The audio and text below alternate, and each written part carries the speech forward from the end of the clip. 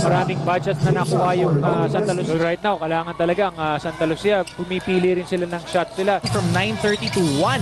At sinabi na, nag-aqua cycling pa sila. Kaya naman kondisyon na kondisyon. Makikita mo itong si Kenneth Durandes. Actually, he's Durandes, foiling ito po si Jun Limpod. And that's James Yab.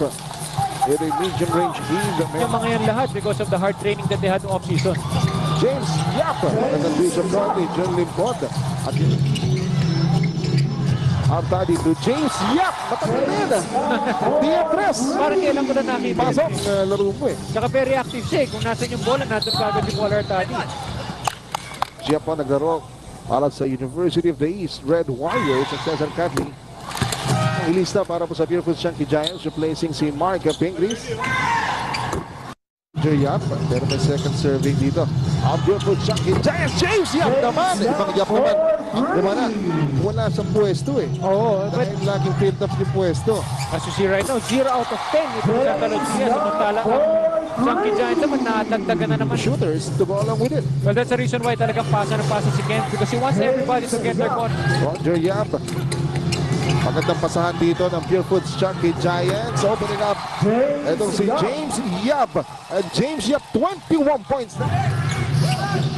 Ang daddy to James Yap. Ito na naman. Ilan taon na ba natin nakikita yun siya in his first ball game dito sa ating All-Filipino Cup? James Yap, long two. Pero Radelin. At talaga naman po, James Yap. Kailangan talaga wag mo na patanggapin ang bola because once he gets that basketball, naking problema, 11 points na nga siya in this quarter of play and we still have 3 minutes and 40 seconds left in the third quarter. In this ball game, lahat ng mga post-moves na talagang naunsa. Kapatanan dito naman si James Yap. Mga halos naka-4 na kung tumira. First field goal nila at 6 minutes, 15 seconds left na. At James Yap, long two para dito kay James Opener.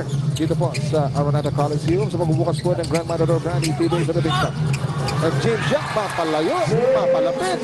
Umaatake ng gusto already with 34 points. Mapanood nyo ng live kung paano mag-break ng scoring record o ang kanyang personal scoring record itong si James Yap.